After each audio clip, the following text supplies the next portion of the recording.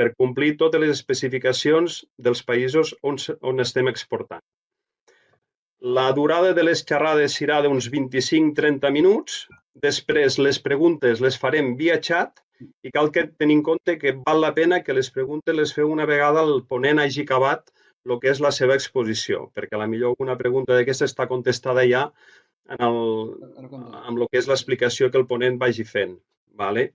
Un cop s'hagi finalitzat el que és les dues xerrades, dels dos ponents, farem un torn obert de preguntes i cal que hi hagi una discussió i que tothom exposi el que cregui convenient i es anirà detallant. I si més no, si hi ha algun dubte, alguna cosa que quede a l'aire i després vosaltres voleu fer arribar al col·legi, no hi haurà cap problema perquè farem els passos necessaris per poder detallar, poder contestar aquestes preguntes. Sense més, donaria l'entrada a la intervenció al Miquel Molins, cap del Departament de Sanitat de la Subdelegació del Govern a Lleida, i realment està treballant molt amb el tema exportació i crec que ens pot donar molta informació dels tràmits i tota la documentació necessària per a aquesta exportació a tercers països. Sense més, Miquel, te pots connectar.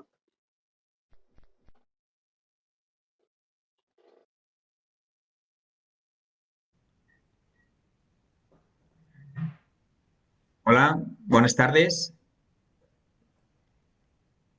Bé, crec que si em sentiu bé, en primer lloc, donar les gràcies al Col·legi Veterinaris per convidar-me i poder explicar durant una estoneta tota la feina que s'està fent amb el sector, amb el tema de les exportacions, en principi de vedells a tercers països i, com veureu, bàsicament el que ens hem especialitzat a la unitat de Lleida és amb les exportacions de vedells al Marroc. Bé, començaré. Aniré intercalant castellano o catalán para también que nos entienda bien José María, así después podemos hablar y hacer un debate todos juntos. La subdelegación del gobierno, estamos ubicados en la Plaza La Pau, en Lleida, y somos jóvenes porque solo llevamos 2 años. En julio de 2019 hicimos el primer certificado. Estas son las instalaciones. Como os comentaba, en julio de 2019, durante el año 2018 no existíamos, en el 2019, pues en medio año se hicieron básicamente 425 certificados. Eran unos certificados, pues básicamente cárnicos, como veréis, pero en el año 2020 ya con la incorporación de mi compañera que me está ayudando mucho, Ángeles Goya, veterinaria, pues ya alcanzamos 8.400 certificados. El 80% de estos es cárnico, para que os hagáis una idea. Pero dentro de estos certificados ya empezaba a despuntar lo que era todo el Valle del Ebro, las exportaciones de terceros países de animales vivos. En 2021 ya, abril y en mayo, ya nos hemos consolidado, somos la 4ª unidad de exportaciones del Ministerio de las 34 provincias que hay, o los 34 PIF, que se suele decir. Estamos los 4º, actualmente llevamos unos 6.000 certificados en este mes de mayo, junio. De estos, básicamente, antes de empezar con el nivel de terneros, como todos muy bien conocéis, pues el cárnico y elevados cárnicos, sobre todo la carne de porcino, pues se lleva a la palma. Estamos haciendo unos 1.000 certificados al mes y de estos pues un 20% sí que son de terneros. Y ahora sí que os explicaría por dónde vamos. Nosotros cuando vemos el CESGAN, muchos de vosotros ya conocéis y os habéis familiarizado, luego explicaré bien lo que es, pues vemos que es sobre todo el ASE, que es el certificado específico para Marruecos para engorde, pues cada mañana tenemos las pantallas así llenas de gente, de exportadores que quieren sacar sus terneros hacia Marruecos. Esto, en números, este año ha habido unos 14.735 justo animales en mayo, pero a la fecha de hoy casi llevamos los 700 certificados. En un mes ha crecido mucho, sobre todo este mes de junio está creciendo mucho. A nivel de toda España han salido 15.562, lo que podemos hablar a Marruecos, animales, cabezas. Fijaros, de estos 15.662, 4.700 han salido certificados desde Lleida. O sea que nos hemos especializado bastante en lo que es la exportación a tercer país, sobre todo en Marruecos. ¿Por qué? Porque van en camión y se pueden certificar, digamos, aquí. Cuando veréis luego que cuando hablamos de barcos hay que hacerlo en el puerto de salida, tanto en Cartagena o en Tarragona. El año pasado, estos son datos de mayo, comparado con el año pasado, más o menos se ha exportado más animales y pues los países donde más animales han ido a fecha de hoy, en mayo, pues vemos aquí que ha sido, por ahora está siendo Argelia. Esto en comparativa con el año pasado, antes de empezar lo que es la exportación, si os dais cuenta, el año pasado, pues en total se enviaron unos 25.115 animales a Marruecos. Este año llevamos ya los 15.000, para que os hagáis una idea. El año pasado fueron unos 28.000. Para que vayamos viendo, poniendo en valor toda la faena que se está haciendo. Y cuando vemos estas gráficas, vemos que hay todas estas cabezas que salen hacia afuera, pues también es ternero que no está dentro del ciclo de producción y que para mantener el precio, pues como muy bien sabéis, yo creo que es muy necesaria esta exportación, pero hay que hacerlo bien, hay que ser conscientes de lo que tenemos entre manos, tanto la Administración General del Estado, la Administración Autonómica y sobre todo el sector y toda la gente que intervenís en esta exportación. Dicho esto, pasaríamos ya a lo que es ya la charla que os quiero dar hoy, que la dividiré en 5 partes. 5 partes que serían una planificación que hay que tener cuando hablamos de exportaciones, cómo hay que hacer las solicitudes, qué documentación hay que entregar, los controles que se hacen a estas exportaciones y la documentación que hay que entregar. Primero la que hay que pedís vosotros y después la que se entrega. Esto, como luego veréis, yo lo asimilo como una cursa del Titan Desert porque realmente es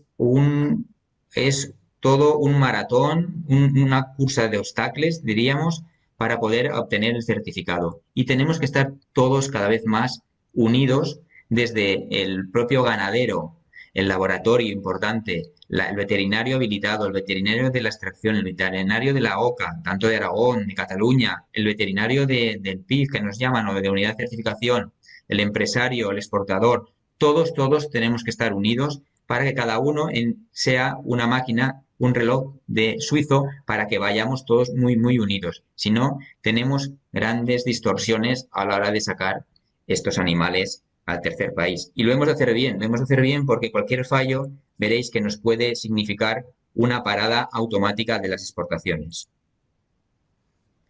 Bien, para poder exportar hay que negociar. ¿Y qué hay que negociar? Pues bueno, los operadores nacionales, los exportadores que llamamos, las asociaciones, que aquí reivindico el papel de la asociación, tienen que ser potentes, fuertes e interlocutar con la administración, sobre todo con el ministerio. Ellos tienen las peticiones de que hay que sacar unos animales a un país determinado, un tercer país. Siempre hablamos terceros países, que no sean fuera de la Unión Europea. El sector es potente, el sector está creciendo mucho gracias a las exportaciones, pero tiene que haber esta interlocución con el ministerio. Se nos dice el país que se quiere exportar, el ministerio se pone en contacto a través de sus consejerías agrícolas, a través de las oficinas comerciales, con las autoridades competentes de los terceros países. Bien, cuando tenemos estas interlocuciones, lo que se hace es tener unas proposiciones prioritarias y no prioritarias para poder saber si realmente ese país querrá que nuestros animales vayan hacia allá. Y para eso también el sector tiene que estar en los grupos de trabajo que decimos, en estos grupos de trabajos que tenemos aquí. Disculpar, el cursor no me acaba de funcionar bien. Pues en los grupos de trabajo, aquí a la derecha, que están los ministerios de Economía, Agricultura, Sanidad, para trabajar la internacionalización tan importante en todos los países. El mundo es muy grande, hay muchos países y sobre todo hay unos países muy determinados que necesitan animales que nosotros les podemos proporcionar. Y ahí hemos de estar trabajando y hemos de poder llevar nuestros animales. Bien. Después de estas negociaciones hay unos acuerdos bilaterales que vienen de las peticiones que ha habido anteriormente de estos operadores o de estas asociaciones. No me va el cursor, pues lo dejo, disculpar. Cuando ya tenemos estas peticiones, habrá unas informaciones al país tercero para decir qué requisitos nos exigirán. A veces en higiene en las industrias, os he puesto aquí por el tema de los cárnicos, qué controles oficiales nos piden, sobre todo la fiabilidad de la certificación. No es en vano la importancia del certificado. No nos lo tomemos a broma y es una cosa, la documentación muy importante, que para conseguir esa certificación es nuestro pase para que nuestros animales puedan llegar con fiabilidad al tercer país. Después de estas negociaciones solemos tener unas auditorías in situ de país. Nos vienen, nos inspeccionan y se llega a un acuerdo. Una vez que se llega a este acuerdo, se establece el modelo de certificación de exportación, que muchos de vosotros conocéis, dependiendo del tipo de si es a vida, si es engorde y del país. En principio, hay unos acuerdos sanitarios específicos, que se llaman ASES, con una numeración que lo podéis encontrar en CESGAN. Y cuando no hay un acuerdo sanitario específico para ese producto, se suele haber un documento genérico.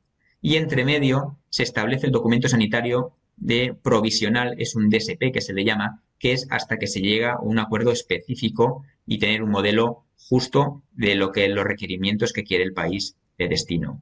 Siempre estamos sometidos a unas auditorías, o estas auditorías suelen ser que vienen los países a auditarnos, los terceros países, y para establecer estos establecimientos o estas personas o estos, digamos, operadores que pueden exportar, siempre hay un prelistado que el Ministerio envía al país de destino, o según qué países quieren venir a inspeccionar y nos hacen las auditorías in situ y dan una autorización individual a la empresa. Dicho esto, para ir poco a poco e ir absorbiendo, digamos, toda la información, ¿qué es importante para negociar? Tener un buen estatus sanitario. Nos tienen que creer los servicios veterinarios de nuestro país, tal como tenemos que generar confianza en los servicios veterinarios de nuestros homólogos, digamos, en nuestros homólogos de Marruecos. Se tienen que fiar de toda la documentación que les estamos aportando, es benigna, es fiable y que esto nos da un prestigio al sector. Y el propio sector, con la buena organización, con el buen producto que estamos enviando, hace que podamos incrementar estas exportaciones. El sistema ha de ser muy transparente y tiene que ser muy fiable. La certificación oficial no se puede dudar de ella. Y una cosa que bien sabéis vosotros que es importante son que tengamos unos buenos laboratorios, unos buenos reconocidos y sobre todo acreditados. Un ejemplo, para cambiar un poco del tema. Aquí veis dos sellos que yo veo que en teoría son iguales, pero que nos generaron la parada de 800 contenedores en diferentes puertos de China. Y diremos, ¿pero qué ha pasado aquí? Pues mirad, vaya, el Ministerio nos envió primero nos había enviado este sello, perdón con el cursor, este sello, y lo veíamos que enviamos nuestras firmas y nuestro sello reconocido de la unidad de Lleida era así. Pero después se estableció otro y cambió, ahora si veis en el sello de la izquierda, disculpad el cursor, cambió aquí un poquito, la M no bajaba debajo de la S. ¿Qué pasó? Los chinos nos comentaron que era una falsificación porque no era igual que el que se había enviado en su día. Dicho esto, tuvimos muchos problemas para que nos descongestionasen, para que dejasen entrar esos 800 contenedores que se pararon a lo largo de todos los puertos de China porque el sello reconocido era diferente, que es idéntico, era el propio nuestro, pero no generamos esa confianza que os estaba comentando antes. Bien, una anécdota.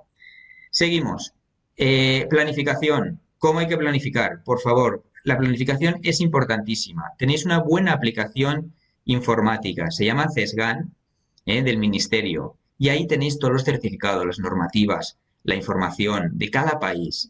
Hay que buscar busquéis el destino, os dice la categoría de los animales que queréis sacar, si son el producto, animal, especie, engorde, vida, y tendremos todos los requisitos sanitarios que exige ese país. Si no está en CESGAN, es que no hay documentación, es que no hay acuerdo bilateral con ese país. Entonces, como os comentaba antes, se establece la negociación. Ahí es donde el sector, a través de los representantes sectoriales, se tienen que poner en contacto con las unidades nuestras o a través directamente ya con el ministerio para que se pueda abrir mercado en esos países.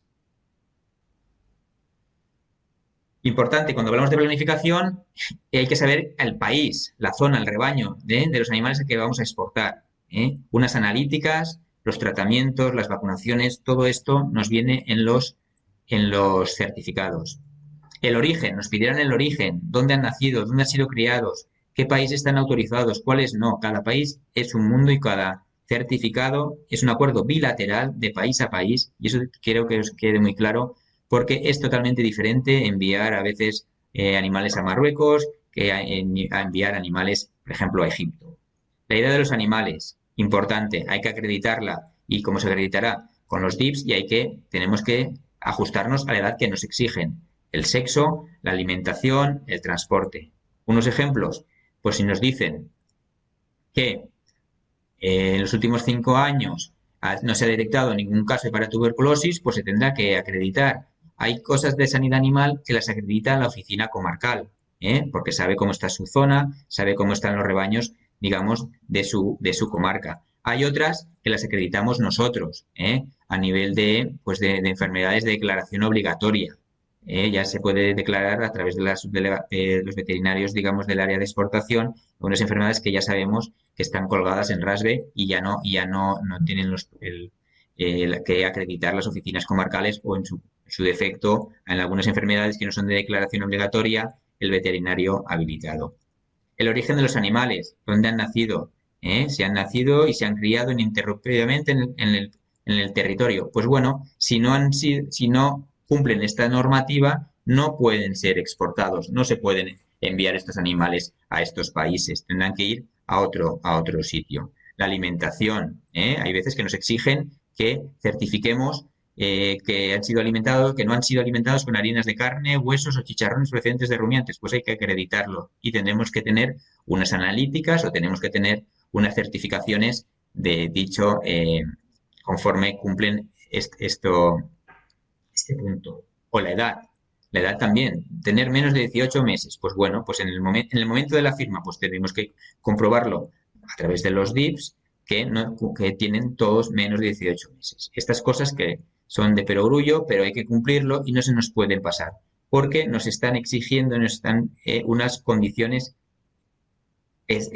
muy importantes para que la exportación tire adelante. Continuamos con la planificación.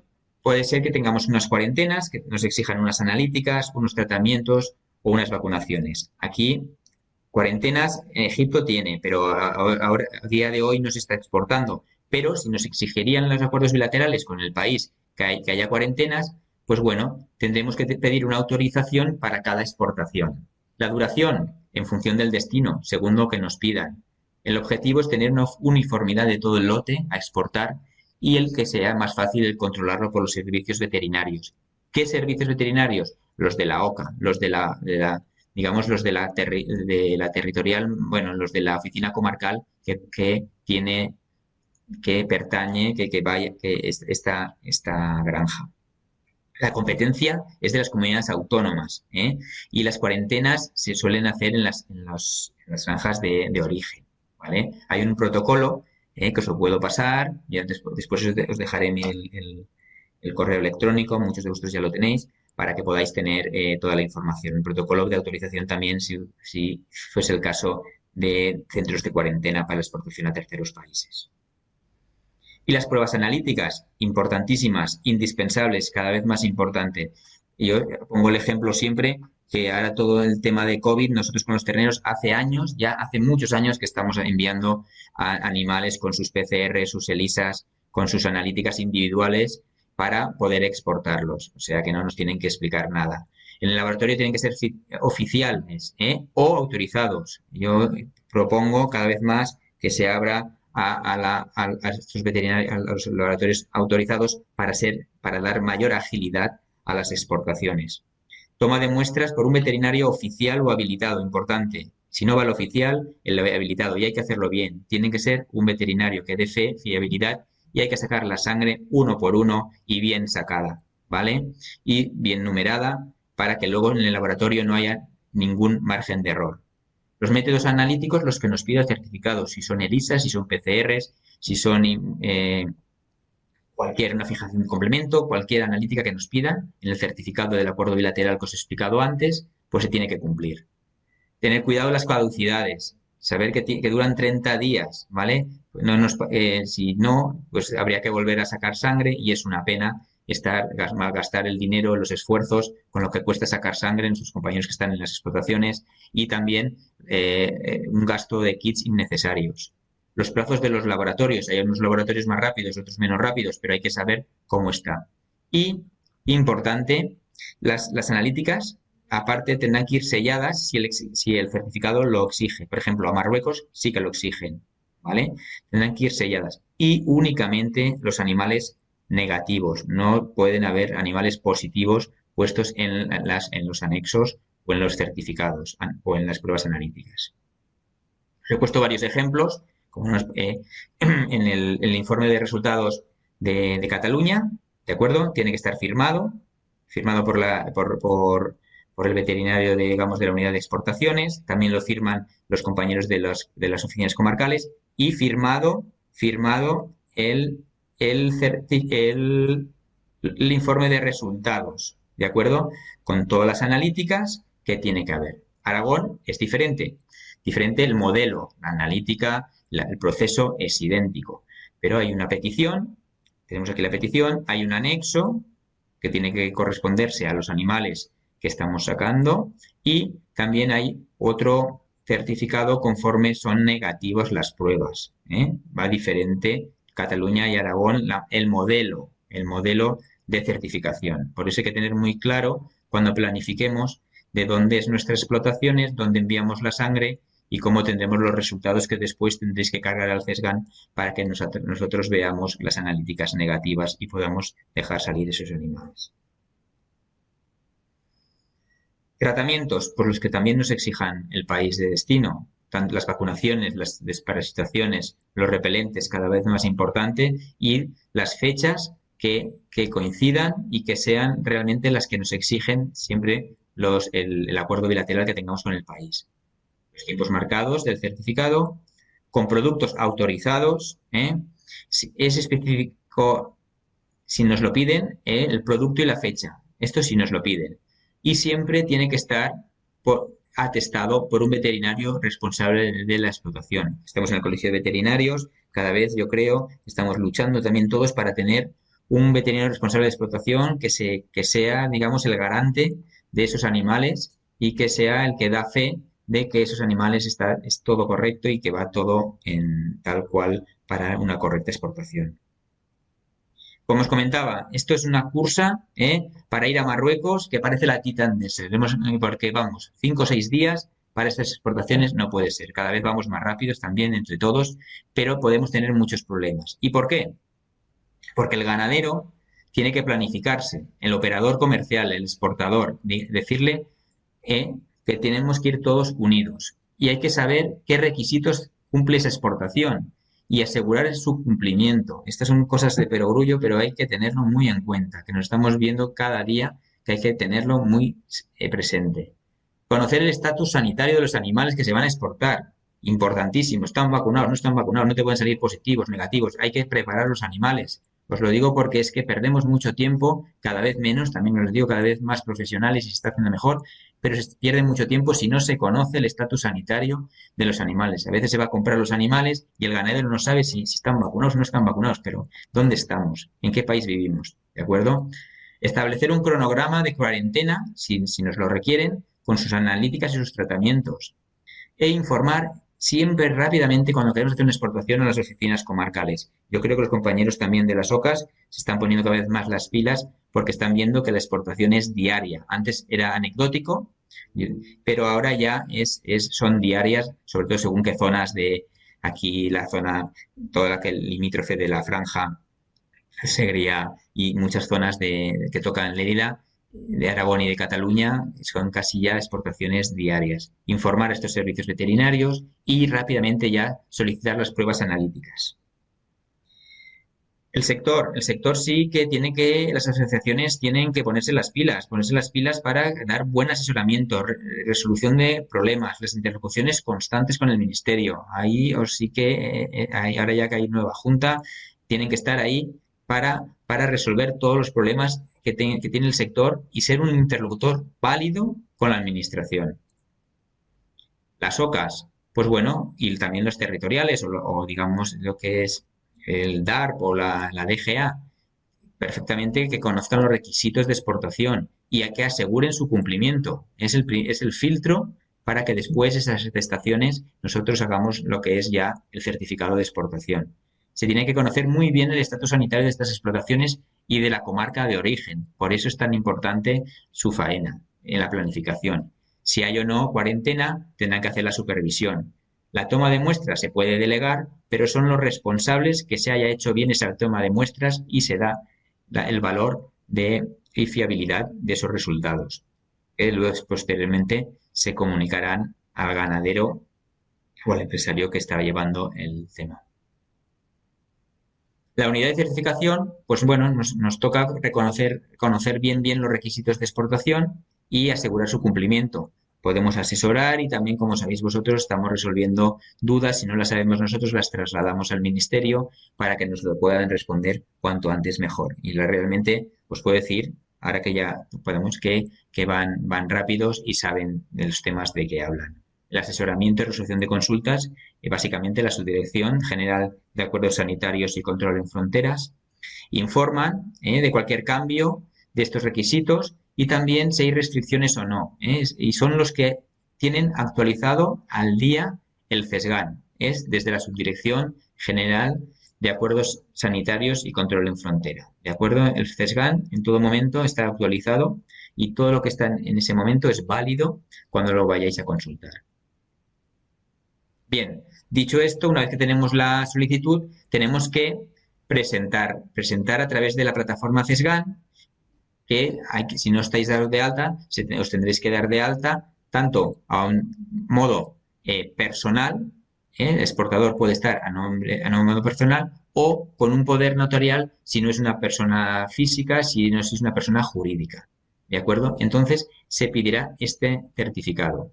Como os comentaba antes, el certificado que pidáis podrá ser un ASE, podrá ser un DSP, que es un documento sanitario provisional, o podrá ser un certificado genérico. Disculpad por el cursor, que no me va. Vaya, me va a dar la tarde. En fin, seguimos. La solicitud del certificado, esta pantalla creo que os habéis familiarizado mucho, si no los que vayáis a empezar a exportar, os tenéis que familiarizar, entráis con vuestras claves y ahí, una vez dentro, ya lo que hay que hacer es pedir la solicitud de exportación. Hay unos 3 días, se puede alargar a 5, para subsanar si hay algún problema. Nosotros lo que hacemos es devolver el certificado, pero ya tenéis el número de solicitud, que con eso ya podéis ir a las oficinas comarcales a pedir las atestaciones. Y desde hace ya pues 4 o 5 años está prevista, pongo aquí desde hace años, que haya una migración directa desde las oficinas comarcales y sean solicitudes telemáticas, todo para el CESGAN, que sea una única vía de tanto de las comunidades autónomas como el ministerio. Eso se está trabajando y yo creo que con la presión que últimamente hay de tantas exportaciones, en breve se podrá conseguir. ¿Dónde se pide esta solicitud? En el punto de origen, ¿vale? De acuerdo, en el punto de origen. Pero, exceptuando cuando hay barcos, los barcos sí que es obligatorio el punto de salida. Como os comentaba antes, si salen desde Cartagena o si salen desde Tarragona. La documentación. Bien, en función del acuerdo existente, pues habrá que tener una relación de los animales, lo original de los DIPS si se abandonan la Unión Europea y la guía de sanidad pecuaria, importante, ¿eh? El Excel famoso que se tiene que cargar en el CESGAN, tiene que ser un Excel que cuando se imprima no se descuadre, que tiene que ser que no se nos descuadre el Excel, ¿vale? Tenemos que tener que no se descuadre el certificado, las atestaciones, ¿vale? Los boletines, los tratamientos, la declaración del veterinario, los DIPs, los documentos de limpieza y desinfección, ¿de acuerdo? Según lo que nos pidan. Importante, podemos tener un riesgo sanitario cuando los camiones de doble viaje. Hay que intentar que estos camiones hagan un único viaje. Si por proximidad se tienen que hacer dos viajes, pues que se limpien y desinfecten perfectamente cuando sea el segundo. La protección de los animales con la hoja de ruta, el certificado a bordo, la intención de embarque que tenéis y las normas de obligado cumplimiento en las operaciones de carga y descarga y manejo del bovino. ¿De acuerdo? Hay un protocolo que salió el 14 del 17 del 5 sobre la protección de los animales durante la exportación en buques de ganado en puertos de España. Este también os lo puedo hacer llegar, muchos de vosotros lo tenéis, se estableció el 17 de mayo, o sea que es un acuerdo reciente. Continuamos con la lucha, la carrera. ¿Por qué? Porque hay unas antelaciones que os recomiendo que se intenten cumplir. Hay unos 7 días de CESGAN para poder hacer la petición, pero que estamos trabajando en mínimo 48 horas antes del inicio de la carga. ¿De acuerdo? El cronograma de llegada de camiones, también 48 horas antes del inicio. La relación de animales a exportar, la documentación, pues también si tenemos 48 horas nos da margen para hacer estas modificaciones posteriores de última hora. Si no, vamos todos muy justos, muy precipitados y podemos tener errores que luego nos pueden originar problemas. La documentación acreditativa siempre se habrá de aportar a la hora de la llegada de los animales. El exportador, como os comentaba antes, hay que darse de alta del CESGAN. Estos datos tienen que estar correctos, cumplimentados correctamente, mirarlos, y el Excel para evitar cambios en los animales, errores en la documentación, sobre todo lo que son crotales y número de animales. Los certificados, tanto de limpieza y desinfección, las guías, que sean correctas, coherentes y sobre todo, ahora gracias a la mayoría de unidades de OCAS ya nos las envían telemáticamente y entonces ya no hace falta que nos escaneéis vosotros las atestaciones. Los servicios veterinarios, ¿vale? Son los que certifican, adjuntan sobre todo el boletín si lo exige el tercer país, emiten la guía oficial de movimiento y supervisan y sellan el CAP. Y nosotros lo que hacemos es revisar somos los últimos que revisamos toda esta documentación, hacemos la solicitud si hay alguna subsanación o no, y también es que emitimos ya los certificados. Me están diciendo que acabe, me queda muy poquito solo en el tema de controles y documentaciones. Voy. Los controles, nosotros hacemos el 100% de todos los controles, pero, por ejemplo, en los compañeros de los puertos, pues hacen control de identidad y físico, sobre todo de identificación, bienestar, ¿vale? Saber los sexos, si van las edades, síntomas de enfermedades. Sobre todo, muy importante, el control del bienestar en los PIF de embarque. Y hay un procedimiento especial para grandes partidas que suele ser diferente. Por ejemplo, si la salida es en España, desde el punto, solo en el punto de salida del barco. Si la salida no es en un puerto español, ¿vale? Pues se puede hacer un físico o de bienestar. Y cuando nosotros vienen animales de otros Estados miembros ya certificados, solo se hace una inspección, digamos, de bienestar animal. Para acabar, la documentación a entregar es el certificado sanitario, que lo conocéis todos, la hoja, documentación verde, el papel segurizado, la validación de los boletines, el anexo C, que es para la aduana, y los documentos de la protección animal. Rápidamente, os suena perfectamente según el ASE que comentábamos, con el papel segurizado. Este papel segurizado tiene unas medidas de seguridad. Es una DIN A4, es parchemin, de unos gramajes determinados, con unas marcas de agua, con el escudo del Reino de España, unas fibras visibles con luz ultravioleta, sello secuencial que solo un numerado exclusivamente para que para que no haya manipulación, y todo esto es la importancia y el garante que se le da al tercer país para estas exportaciones. El CESGAN, sabéis que sale un número determinado que es ES, con el 25, por ejemplo, si sale desde Lleida, 08 de Barcelona, el 21 es el año, que sí, y la numeración correlativa de los certificados que se están haciendo en esta unidad. Hay un reconocimiento de firmas según qué países, los sellos tienen que ser armonizados para que no nos pase lo que os he comentado antes, y los precintos, si en caso que hubiese que precintarlo, son los precintos oficiales. Aquí veis cómo sellamos también el anexo C que hablábamos, y para acabar ya os comentaría, que ya me apretan aquí y luego podemos hablar en las preguntas. Las conclusiones básicas, que cada vez son más exigentes los terceros países, son más serios, quieren mejor ganado y tenemos que proporcionarles una garantía. Y esa garantía tiene que ser en conjunto tanto de la administración, pero sobre todo del sector. El resultado es un trabajo de todos. El prestigio, nos jugamos el prestigio de país.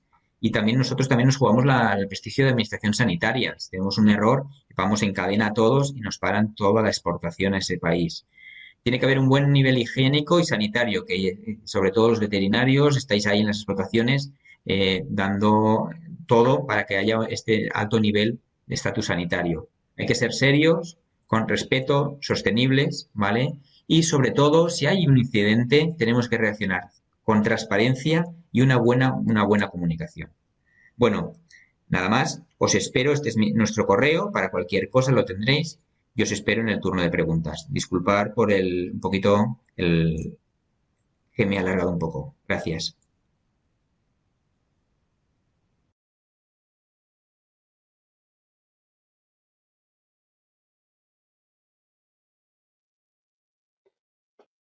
Gràcies, Miquel, per la teva exposició i gràcies per la teva predisposició a solucionar els problemes i per la teva exposició dels diferents passos a fer en cada punt, no?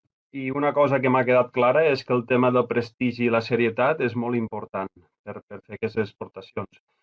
Donem pas al segon ponent, que és el Josep Maria San Miguel. És tècnic responsable de Remugants Espanya de Zoetis. Gracias, Josep. ¿Se me oye bien? Vale, genial. Buenas tardes a todos. Muchas gracias por la presentación, Josep. En principio me gustaría dar las gracias al Colegio de Veterinarios de Lérida por la invitación para poder estar con todos vosotros esta tarde. Y a Miquel, que ha presentado antes que yo y que me ha dejado la cosa más fácil, ya que ha comentado muchas cosas y yo me tendré que centrar solamente en el tema del IBR. Mi presentación va a durar entre 20 minutos y media hora, como estaba predispuesto. Lo que voy a intentar es revisar cómo se comporta el virus IBR a nivel de campo y lo que se puede esperar a nivel de resultados de pruebas serológicas tras la estancia de terneros en nuestras explotaciones. Esto es debido a que yo tampoco es que sea el único veterinario en España, ni mucho menos, pero recibo muchas llamadas con cuestiones asociadas a por qué han aparecido tantos positivos a IBR o cómo puede suceder esto, si estaban vacunados, ¿vale? Eso es lo que voy a intentar cubrir en esta presentación. Vamos a hablar muy brevemente de diferentes puntos. Una es el IBR, el otro es cómo se comporta en el campo, las herramientas que tenemos para vacunar nuestros terneros y que están incluidas dentro de las especificaciones o requerimientos que tienen diferentes países. He puesto los 5 países principales, aunque Libia y Líbano no tienen ningún requerimiento IBR, pero voy a poner por lo menos los requerimientos, los que no ha comentado Miquel por encima, y vamos a hablar también muy brevemente, porque es lo que tiene el tiempo que tenemos, de lo que se puede hacer en los cebaderos para exportar animales vivos.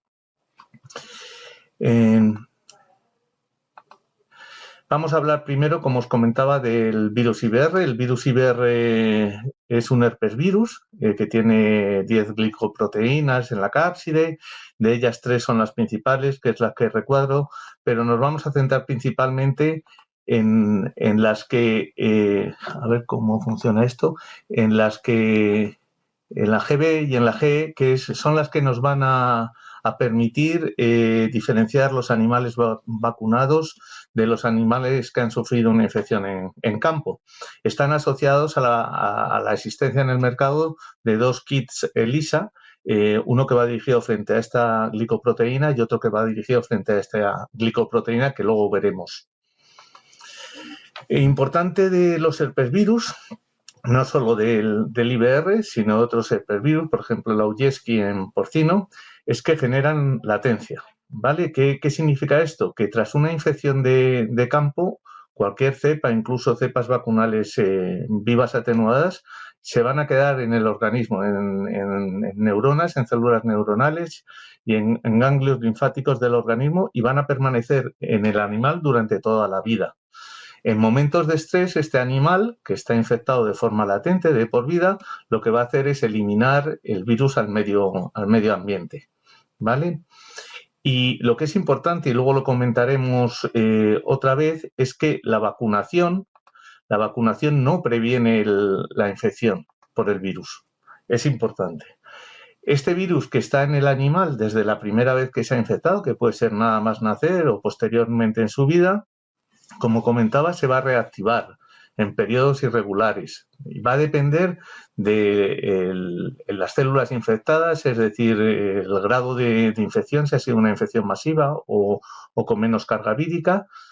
Muy importante del estatus del animal y, sobre todo, asociado a los cebaderos, de la densidad de animales, porque a mayor densidad, más contacto directo, que es la principal vía de transmisión del virus.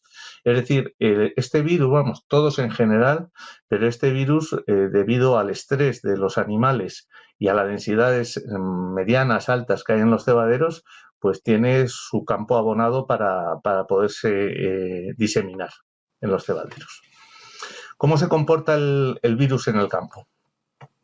Como os he comentado anteriormente, la principal vía de infección y de diseminación masiva es la infección oronasal. Es decir, lo que comentábamos, cuanto mayor densidad, si hay 2 corrales que comparten agua o que comparten comederos, pues va a ser muy fácil que si hay un animal infectado, pues luego lo veremos también durante la presentación, pues puede infectar a muchos, ya que la carga vírica que eliminan estos animales durante el periodo de replicación, en los primeros 5 o 7 días de replicación del virus al medio ambiente, es muy elevada. ¿Cómo se comporta este virus en el campo? Voy a intentar explicarlo con esta diapositiva. El reproduction ratio, el R, a ver, se me ha ido... Carles, no veo la presentación, no sé qué ha pasado.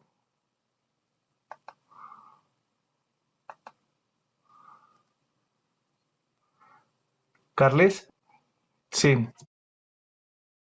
A ver, déjame un momento y lo voy a mirar. Sí, lo miro en un momento. Vale, ahora ya la veo. Está todo bien, ¿no? Puedo seguir adelante.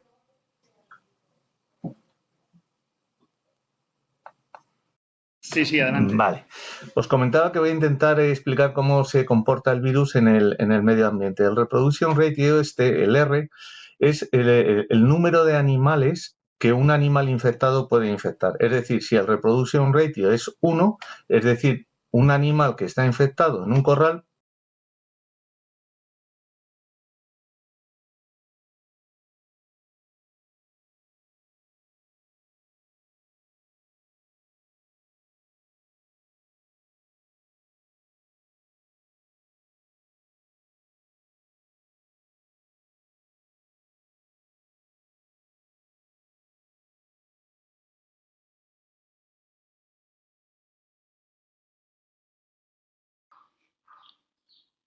Bueno, sembla que han tingut un problema i se li ha desconnectat la sessió. Entenc que intentarà entrar en un minut. Esperem un segon, sisplau.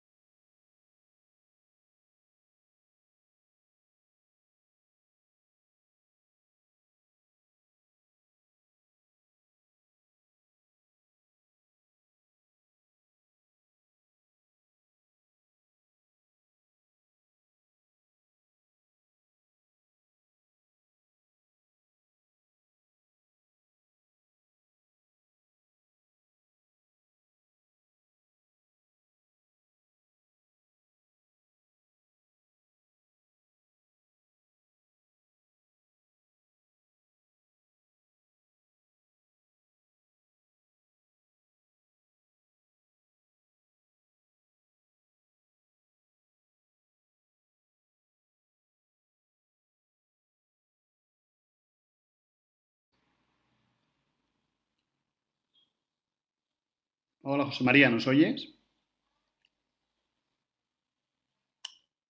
No te oímos, ¿eh?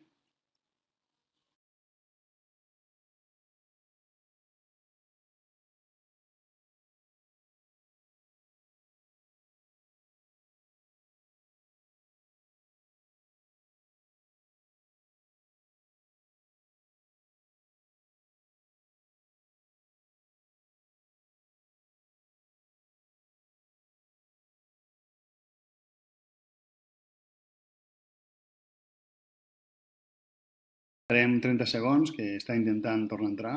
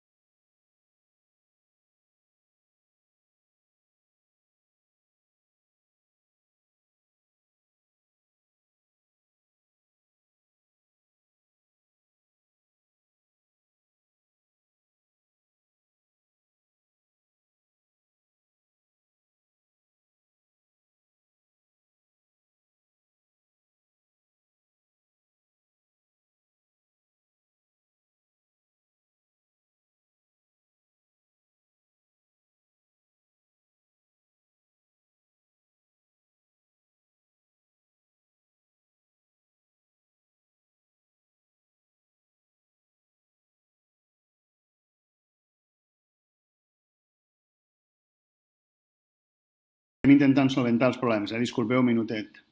Gràcies.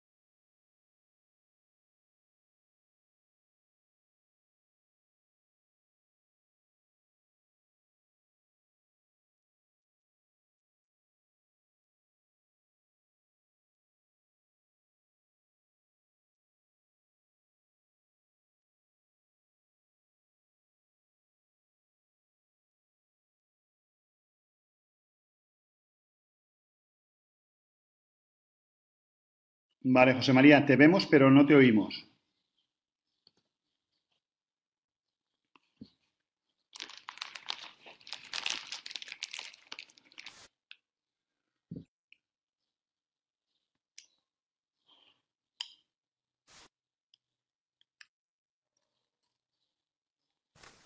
Carles, ¿me oyes ahora? Sí, ahora te oímos, perfecto. Sí, te oímos, José María. Te oímos, ¿eh?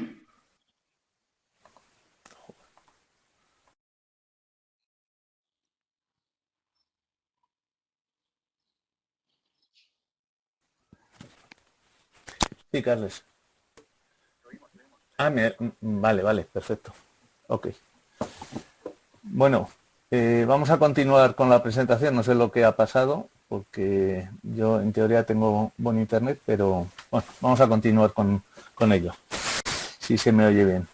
Estábamos comentando que iba a intentar explicar cómo funciona el virus en el campo. Hablábamos del reproduction ratio y hablábamos de cómo se puede comportar un ganado que ha entrado infectado en nuestra explotación y no está vacunado, ¿vale?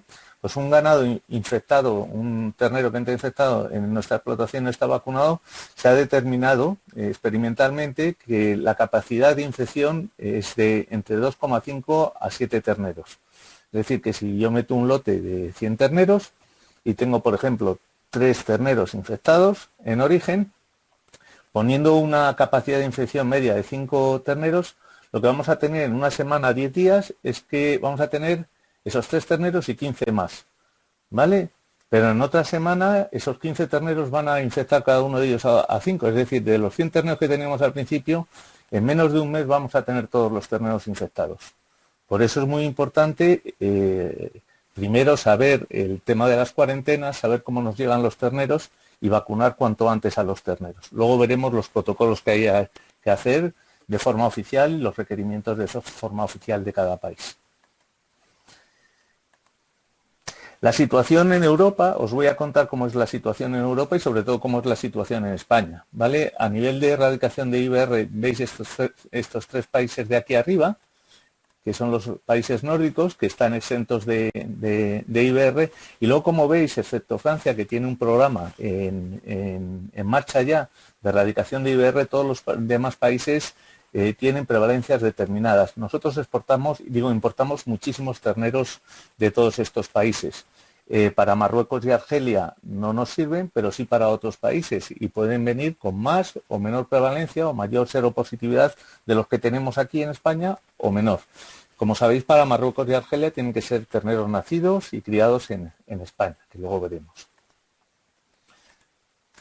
Las prevalencias que hay o los datos que hay de prevalencia en España avalan que más o menos son seropositivas un 60% de las explotaciones y que la seropositividad individual en estas explotaciones está entre el 25 y el 40%.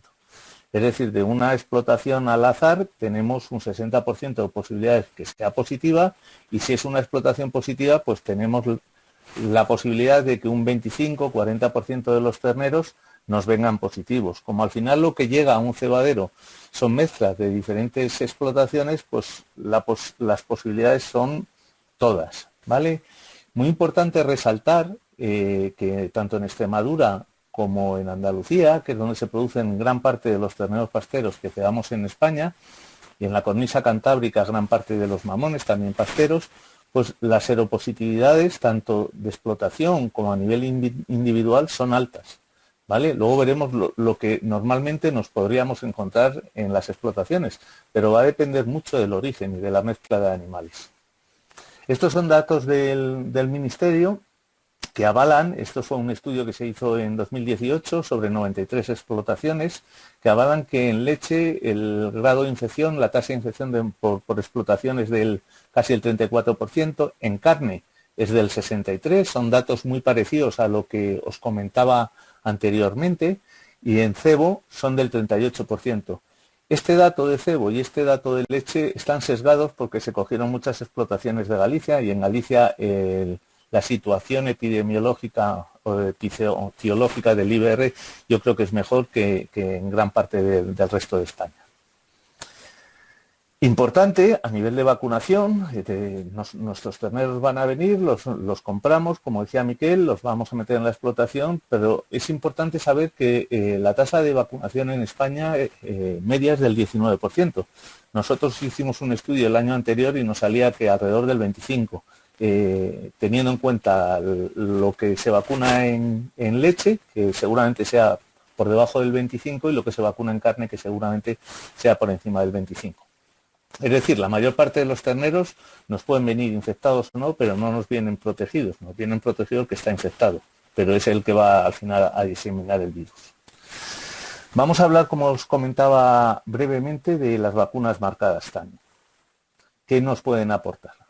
¿Qué es una vacuna marcada? Esto que os pongo aquí son las diferentes glicoproteínas, las 6 principales, de las que se derivan las 10 que hemos visto, y lo que se hace en las vacunas marcadas a este virus, que es el virus de campo o de una vacuna convencional, ¿vale? Lo que se hace es quitar esta proteína, ¿vale? Esta que pongo en azulito, con lo cual el virus se queda como lo que tenemos abajo, con toda la estructura del virus menos esta proteína. ¿Qué va a pasar cuando se tiene contacto? Cuando se vacuna con una vacuna convencional o se tiene contacto con un virus campo o se vacuna con una vacuna marcada, que se van a generar anticuerpos, y esos anticuerpos, que yo lo hago gráficamente así, se van a poder diferenciar en laboratorio, ¿vale? Por eso os comentaba al principio que hay 2 kits de laboratorio, que es uno que va dirigido frente a la proteína B y otro que va dirigido frente a la proteína E. Al final, lo que nos piden todos los países actualmente, porque piden el uso de vacunas marcadas, es que nuestros animales sean negativos, ¿vale? Y negativos puede ser un animal que no está infectado y no está vacunado, o puede ser un animal que no está infectado y está vacunado con una vacuna marcada, ¿vale? Por eso es muy importante los chequeos serológicos que comentaba Miquel, para saber que el estatus de los animales que vamos a enviar son negativos, y como la mayor parte de los países obligan a tener una vacuna, pues son animales negativos porque no están infectados y están vacunados con una vacuna marcada. ¿Qué se puede decir sobre la proteína, la glicoproteína esta E que hemos comentado? Pues lo que se puede decir es que es muy poco inmunógena, es decir, que genera una respuesta inmune más lenta y de menor proporción que lo que genera la proteína B, que es la otra que se puede medir con un kit. Esto a nivel de campo, ¿qué nos puede decir? Pues que va a haber, en vez de falsos positivos, es posible que haya falsos negativos, es decir, que animales que sean positivos, como la sensibilidad de esta técnica es un poquito más pequeña que esta, pues puedan salir negativos. Pero eso es a nivel individual, tampoco hay que tenerlo en cuenta ni nos tiene que preocupar. ¿Qué son las serologías? Lo que se hace, el ELISA. El ELISA es una técnica cualitativa, es decir, es una ELISA, lo que te da es un tanto por ciento de densidad óptica o de un tanto por ciento de inhibición, es una técnica colorimétrica, ¿vale? Y no mide la concentración de anticuerpos, ¿vale? Te da un valor que está asociado a la concentración de anticuerpos. Y estos anticuerpos pueden venir del calostro, si estamos hablando de terneros mamones, pueden venir de una infección natural o de las vacunaciones, como lo hemos visto antes, ¿vale? Este es un kit de ELISA y como veis, pues hay diferentes colores. A mayor color, pues mayor valor y mayor tendencia a que un animal sea positivo, ¿vale?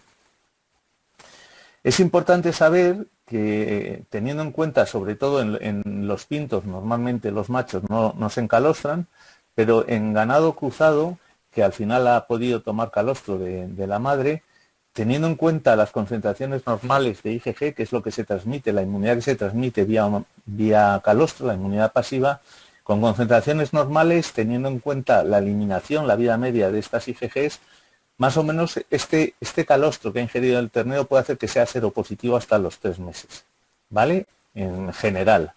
Hay datos en IBR, que os lo pongo aquí, que puede ser entre los 2 y los 10 meses. Es decir, de estos animales que nos entran como mamones o como pasteros, puede haber animales individuales, no nos va a afectar a un lote entero, pero puede haber animales individuales que sean seropositivos y no sean por infección, sean por el calostro, ¿vale? También os quiero mostrar, no vamos a comentar nada, pero que sepáis que podéis pedir a mis compañeros.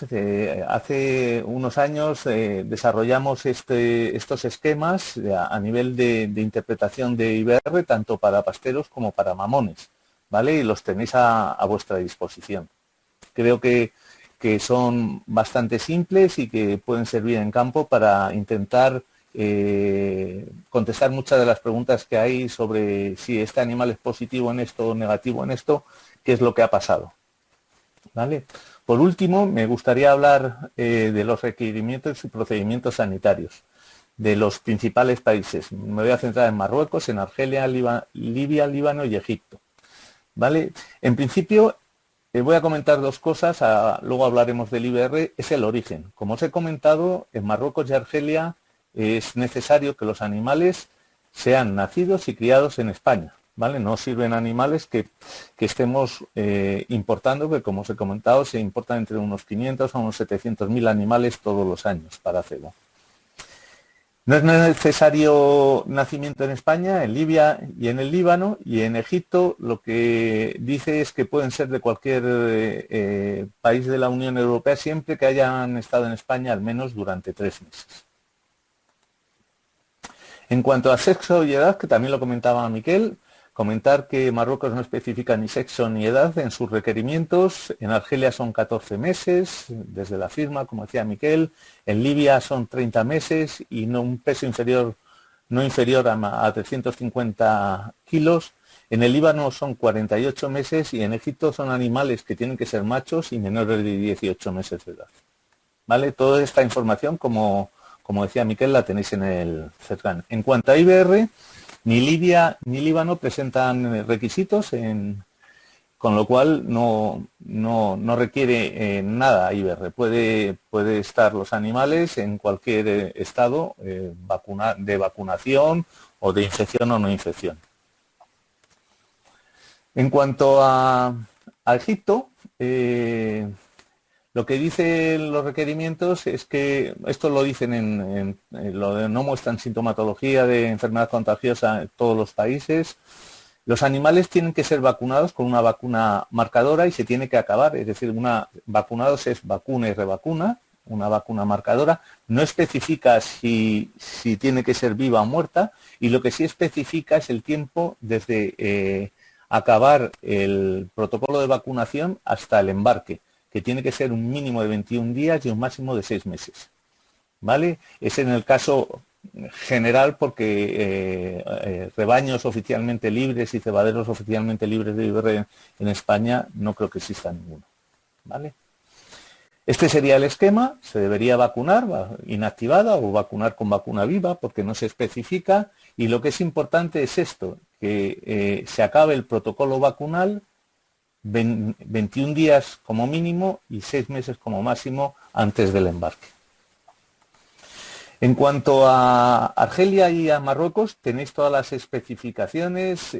Son distintas las de Argelia y las de Marruecos. En Argelia lo que nos obligan es a hacer un aislamiento de 30 días y hacer una vacunación y 2 tomas de muestras para ver que son con el ELISA G que hemos hablado antes negativos durante esa cuarentena. Y Marruecos es diferente, pero al final, debido a interpretaciones diferentes que se daban al leer estos requerimientos, lo que ha hecho el Ministerio de Agricultura es hacer un protocolo único para Marruecos y Argelia, ¿vale? El protocolo único lo que especifica es que se deben vacunar con vacuna inactivada, que tiene que haber una cuarentena de 30 días, ¿vale? Como hay que hacer una vacunación y una revacunación con la vacuna inactivada, se debería vacunar 21 a 28 días, 21 porque hay una vacuna de Zoetis que tiene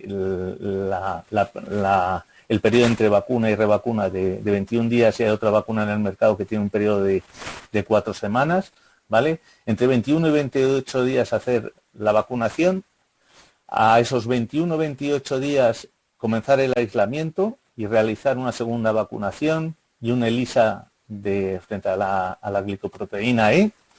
En este caso, los animales que fueran positivos se eliminarían, ¿vale?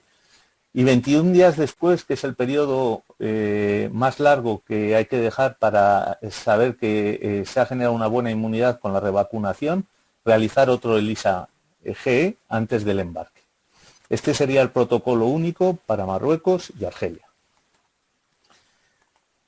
En cuanto a la gestión sanitaria de los cebaderos para exportación, que es lo que veíamos al principio, pues nos deberíamos centrar principalmente en estos puntos. Saber la procedencia. Hemos visto que tenemos un país donde el IBR es endémico y podemos tener lotes de ganados con unas prevalencias altas a la llegada y otros lotes con prevalencias más bajas. Saber la procedencia, saber la prevalencia, tener en cuenta la densidad de animales en nuestros cebaderos. La estancia mínima en el cebadero, por los requisitos que nos piden, es de 45 días para Egipto y de 51 días o más para Marruecos y Argelia, teniendo en cuenta la vacunación previa y el periodo de aislamiento, ¿vale? Todo lo que se alargue este periodo es un periodo de riesgo y habría que ver la estructura del cebadero y ver las posibilidades de que haya diseminación en esos días de más, a partir de esos 51 días, ¿vale? Si se alarga este periodo, yo lo que aconsejaría sería vacunar o bien en origen, con una vacuna viva, si es posible, o si no, a la llegada a cebadero con una vacuna inactivada, ¿vale? Luego veremos las diferencias entre una vacuna viva y inactivada. Los protocolos vacunales aplicados para evitar la reactivación del virus latente y la diseminación del virus latente, para evitar que muchos animales de ese lote se infectan a partir de los que vienen ya infectados, y la posibilidad de gestionar el cebadero, que veremos posteriormente, para poder hacer un embarque del mayor número de terneros. Los datos que tenemos en España, este es un estudio que se hizo en 2017, se hizo sobre 58 explotaciones, tanto de terneros mamones como de pasteros, con más de 700 muestras estudiadas, y lo que se vio es que la prevalencia más o menos a los 30-40 días de cebo, es decir, lo que se necesita como periodo de aislamiento, era del 48%. Si esto lo dividimos por mamones y pasteros, en mamones lo que vimos es que el 100% de los lotes tenía algún animal positivo y que la prevalencia media serológica era del 48%, ¿vale? Y si esto nos vamos a pasteros, estamos hablando de 2017, a los 40 días de cebo, 30-40 días de cebo, el 82% de los lotes eran positivos y la prevalencia individual era del 48%, ¿vale? Esto lo que nos quiere decir es que tenemos que hacer, como decía Miquel, las cosas muy bien para que no compremos 100 animales y al final solo podamos exportar 50. Este es otro dato, y fijaros nada más en la entrada a cebo, en mamones, 34%, digo en pasteros 34%, es otro estudio que hicimos en 2001, y en mamones 21%, que parte puede ser asociada a calostro.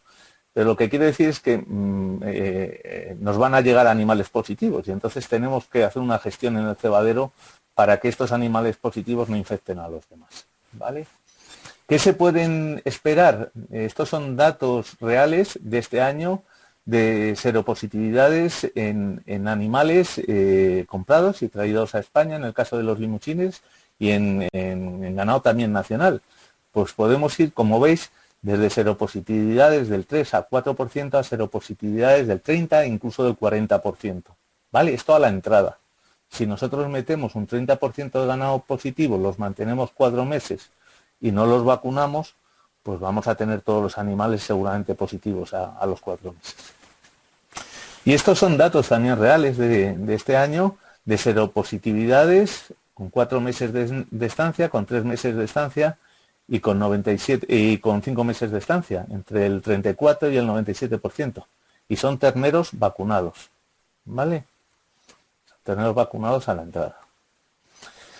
En cuanto a los programas vacunales infectados, ¿cómo funcionan? Os he comentado al principio que la vacunación no evita la infección y por lo tanto no evita la seroconversión. La vacunación lo que evita son los problemas graves asociados a la infección, pero no hace que un animal no se infecte y que no se haga seropositivo. Os he comentado antes que un ganado infectado y no vacunado tiene una capacidad de infección de entre 2,5 a 7, ¿vale? Pues cuando vacunamos con vacuna inactiva eso lo reducimos a 2,6 y si vacunamos con vacuna marcada viva lo reducimos a 1,2. Por eso es fundamental gestionar, hacer buenos planes vacunales a la entrada, sobre todo cuando la estancia en nuestro cebadero vaya a ser mayor de esos 45-51 días, ¿vale? El protocolo lo hemos visto antes y es el protocolo que ha hecho el Ministerio y es un protocolo, como decíamos, único para Argelia y Marruecos. Lo que es importante saber es que tanto la vacuna viva como la vacuna muerta, la viva es la roja, la muerta es la azul, funcionan, es decir, que generan una buena respuesta a nivel serológico y funcionan las dos. Hemos visto que a nivel de infección un poco mejor la viva, funcionan las dos en una infección. Este es el grupo control y estos son los dos grupos vacunados, y en la reactivación del virus, que como ves en animales vacunados es casi nula la eliminación de virus. Es decir, que las vacunas son unas herramientas útiles para evitar que gran parte de nuestros animales al final del periodo de aislamiento, al final del cebo, sean positivos. Posibilidades de tener terneros apartados o gestión en cebaderos. Yo lo que intentaría hacer sería una serología a la entrada, si voy a hacer o intento exportar, saber de dónde traigo los animales, si es posible vacunación en origen y con vacuna viva, pues muchísimo mejor. Tener en cuenta la estructura de los corrales en la explotación, si la explotación es una explotación con una densidad grande de animales y no tiene corrales más alejados donde se puedan meter los animales que voy a exportar, o una segunda explotación, hacer una serología a la entrada, separar los animales positivos y trasladarlos a otra explotación, ¿vale? Importantísimo a nivel de diseminación del virus, la maquinaria y personal.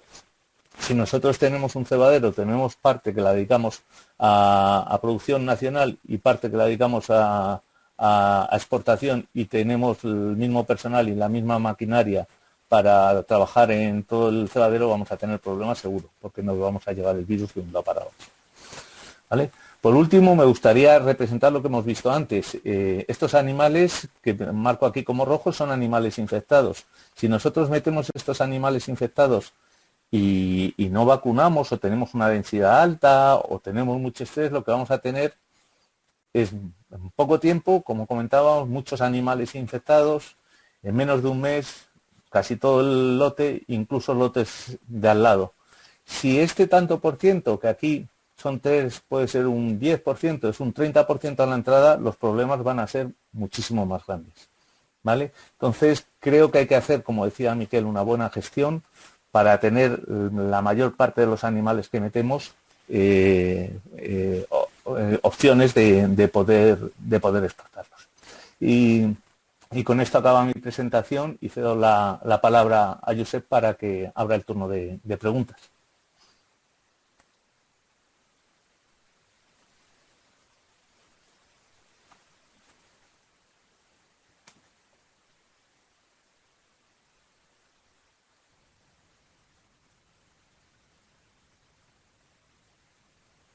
Bueno, mientras tanto yo creo que nos hemos complementado bastante bien, ¿eh? Sí. Muy bien. ¿Me oís? Muchas gracias, José María. Espera. Sí, vale. Muchas gracias, José María. Ha sido una presentación muy didáctica y la verdad es que nos has presentado la situación española con una situación realmente grave en respecto al tema IBR y que es una de las enfermedades que para la exportación nos están complicando un poco el proceso. Entonces, sería bueno que, a partir de aquí abrimos turnos de preguntas mediante el chat. Si vais pasando las preguntas, yo iré leyendo y pasando lo que es las preguntas a los dos ponentes. Vale, una primera pregunta. Buenas. ¿Por qué no se homogenizan las atestaciones sanitarias entre comunidades autónomas? Bien, buenas. Miquel, viene para ti. Muy buena pregunta.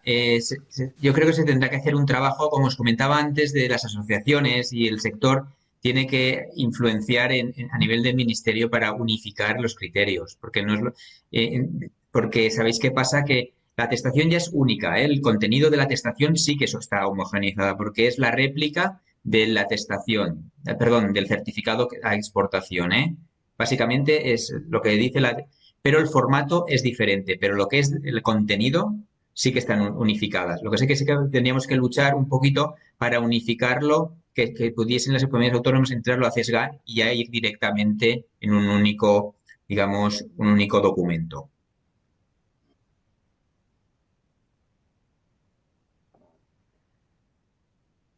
Venga, chicos. Entrar preguntas. Seguro que hay muchas preguntas. Yo si acaso voy a hacer una pregunta a José María. José María, ¿me oyes? No me oye en este momento.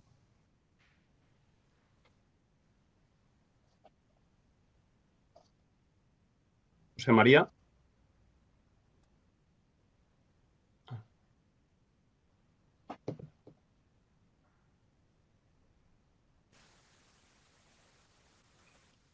A ver, Sí. Cáceres, se me oye, pero es que yo no oigo.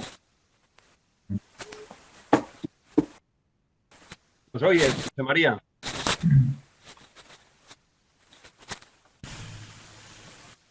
Otra pregunta. Esta que trabajo en tema de Tema Oyeski en las unidades que tienes el DBR. Sí. ¿Me oyes?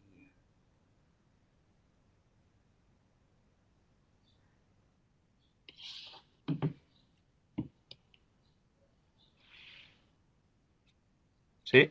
Sí, Josep, sí. José María. Si Sí. no, trasllada'm-la a mi i li faré per telèfon. Correcte. Ja està. Li faré un traslado aquesta Millor. pregunta. Va. Vale, pues fue muy sí.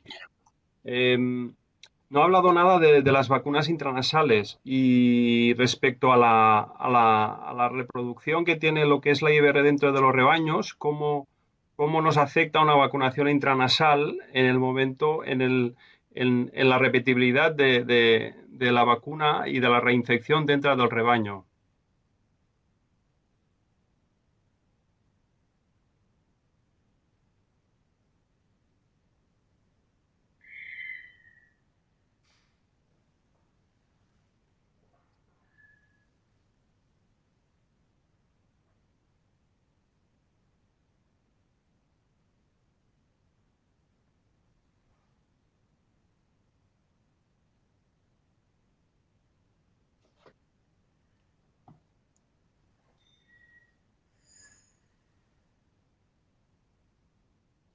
Dis-me. Sí, Miquel, una mentrestant. pregunta per tu, Sí, mentre estan entrant calentem, les dis-me. preguntes. Mentrestant. Sí. Eh, el tema de l'exportació, que has dit que està pujant d'una forma Sí. important, els països amb més sortida en aquest moment, quin és? Marroc, estàs dient, Sí. que has fet A a la veure, presentació. Sí. Oigo. Mira, jo per lo que podem dir nosaltres a nivell de Lleida estem fent el tema de l'exportació a Marroc. Sí, no, si está al máximo. A Marroc diguem, és carretera. Van a Algeciras i a Algeciras saltan digamos, passen a Marruecos. El que passa que, claro, no és el mateix un camió que pot haver El volumen está per al a vida, máximo. que pot haver 60-70 màxim de vedells, que quan van al barco ja van de 2.000, 3.000 o 4.000. Per això hi ha aquestes diferències entre uns països i els altres. També cabe destacar o de dir que hi ha uns cupos també de països, per exemple, el Marroc té un cupo d'uns 40.000 de la Unió Europea. D'aquests 40.000, si et dones compte, l'any passat van fer 25.000. O sigui que estem agafant molt mercat d'altres països de la Unió Europea. Maria. Molt bé. Ell podrà parlar, però no encén. Llavors li traslladarem les preguntes que vulgueu pel xat, per un xat que tenim intern Vale. i bueno, té problemes de connexió, però no és problema de connexió. Vale. Pregunten. Carles, que ja estàs passat la pregunta que... No, perquè estava... Miquel, aquí hi ha una pregunta, no entenc quin tipus de certificat és el Texan. Texgan. A ver, el CESGAN no es ningún tipo de certificado. El CESGAN es la base de datos de certificación de exportaciones ganaderas, CESGAN. Y dentro de CESGAN, tú, como bien he comentado, puedes buscar el país y el tipo de animal que buscas y te saldrá el certificado. El CESGAN es, digamos, es el SIR que hablábamos del Sistema Informático Ganadero de Ramader que teníamos antes. Y allá el CESGAN es. Ahí está todo lo de exportaciones, tanto de animales como de productos de origen animal, todo el tema relacionado con sanidad animal. ¿De acuerdo?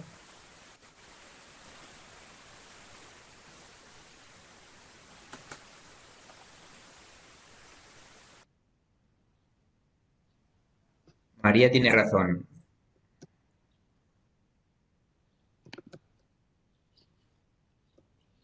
Sí. Yo creo que estas jornadas sirven mucho para también para poner en común, pues que estamos todos, digamos, en la misma cadena y cada uno tiene que hacer su parte importante. Cuanto más nos la facilitemos unos a otros, pues mejor saldrá toda la exportación y más fácil, porque eso de pasarle al otro y el pasar un marrón de unos a otros, no, porque al final hay un filtro. Entonces, si lo vamos haciendo bien desde el principio y una buena planificación, incluso ya sanitariamente, como ha dicho José María, hay que preparar los cebaderos para luego saber hacia dónde van a ir estos animales, qué país te los puede adquirir o no. No sé si me oís. Sí, sí.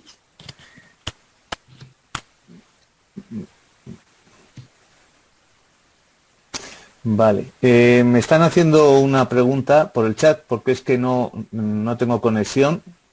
Me dice, la pregunta es que ¿cómo actúan las vacunas intranasales en la sección del IBR dentro del rebaño? Lo he comentado, me parece, durante la presentación, a nivel de la posibilidad de prevenir tanto la diseminación como la infección, funcionan mejor las vacunas vivas que las vacunas inactivadas. Os he dado los datos, estábamos hablando, me parece que era de 1,2 frente a 2,6 de reproduction ratio, y una vacuna intranasal siempre va a funcionar mejor que una vacuna parenteral, ¿vale? Una vacuna intranasal de IBR, la misma vacuna puesta por vía parenteral o por vía intranasal, la respuesta es muchísimo más rápida, la aplicación en mucosas por vía intranasal, y además la diferencia primordial es que genera una inmunidad inespecífica en el punto de entrada del virus, que es la vía oronasal, ¿vale? Por vía intranasal esa vacuna sí genera interferón e IgAs, inmunidad de mucosas a nivel local, y interferón, que es un agente antibacteriano y antivírico, y por vía intramuscular no, estamos hablando de la misma vacuna, es decir, siempre que se pueda, si estamos hablando de vacunaciones en orígenes o para prevenir la diseminación del virus en una explotación, es preferible la vacuna intranasal, que tiene que ser viva, que una vacuna parenteral.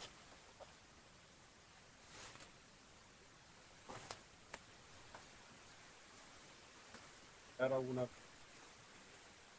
pregunta más?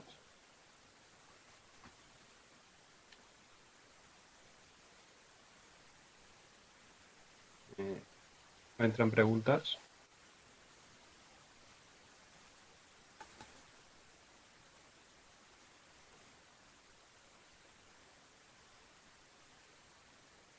Pues nada, pues si...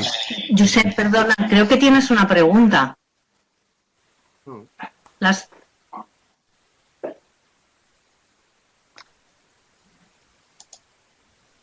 Yo porque hay una persona que dice que está trabajando en el tema esquí. Las comunidades lo tienen que ver en el DVR, en la guía. Miquel, una pregunta para ti.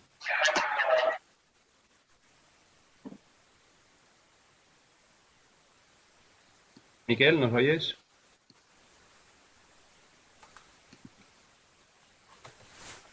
No te oímos.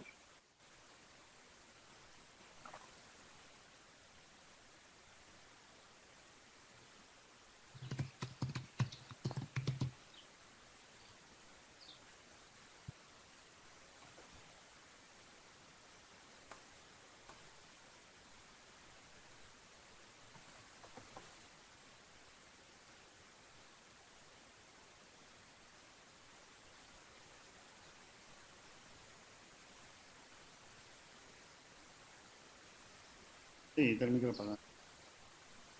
Té el micro apagat. Claro.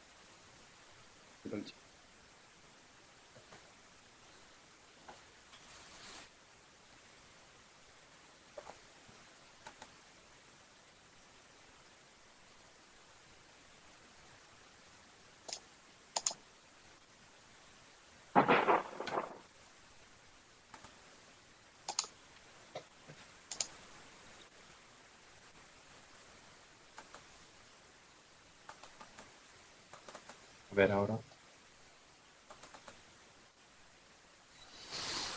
¿Ahora me Sí, oís? sí, sí.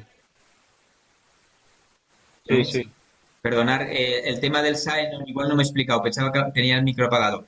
El SAE es lo mismo que hemos hablado antes de las certificaciones y las atestaciones. Hay que unificar los criterios y el Ministerio es el que tiene que hacer la labor de coordinación entre las diferentes comunidades autónomas, básicamente para poder tener un único documento, ¿eh? Porque cada comunidad autónoma lo hace de una manera similar, pero no igual. Y la gente que trabajáis en varias comunidades tenéis este lío. ¿Eh? Y aquí veo otra pregunta, las certificaciones privadas. La certificación privada básicamente se delega al veterinario habilitado para el tema de la extracción de sangre, todo el proceso de las desparasitaciones, todo el tema de las vacunaciones. Esto sí que se hace una certificación, digamos, del veterinario responsable de explotación. Pero ahí, la diferencia de la cárnica, ya no se acredita nada más. Todo es a través de las oficinas comarcales que hacen las atestaciones y después las unidades de exportación que hacen ya el papel segurizado, como os he explicado, y sale el documento. Hay otra pregunta. ¿Los resultados analíticos de VVD y de BR deben estar sellados por la oficina comarcal o firmados por el servicio oficial veterinario? Miquel. Bien, tienen que estar firmados, indudablemente firmados por el laboratorio oficial, ¿de acuerdo? Firmados por el laboratorio oficial, tienen que estar firmados. La oficina comarcal, nosotros damos más validez porque es lo que se exige realmente eso es lo que haremos nosotros, ¿eh? Y la unificación de criterios, cuanto mejor está si están sellados. ¿Qué pasa? Últimamente, sobre todo en la época de pandemia, ha habido muchos problemas, mucha gente ha teletrabajado y ha sido imposible y entonces realmente los documentos los hemos sellado finalmente nosotros porque es el documento físico que va a ir a los veterinarios oficiales de destino de Marruecos, ¿eh? Pero en principio tendrían que ir sellados. Si no se puede, pues nosotros, según qué oficinas comarcales, según qué se podría evitar. Vale. De entrada hay un comentario muy interesante la charla. Creo que desde el sector debe presionarse al Ministerio para que toda la información necesaria por las atestaciones pueda irse añadiendo a la aplicación CESGAN, tanto por los interesados, laboratorios, servicios oficiales. Aparte del tiempo necesario para realizar las comprobaciones oportunas, las lecturas de DIPS, tablas Excel, por ejemplo, implican demoras. Un buen resumen, un buen resumen. Sí, sí, sí, totalmente, totalmente de acuerdo.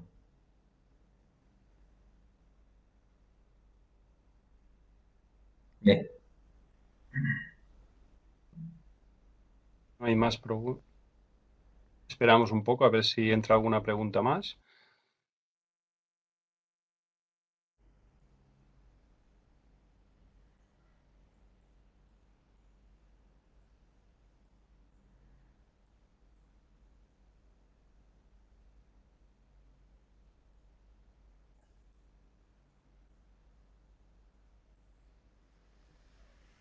¿Nos oyes ahora, José María?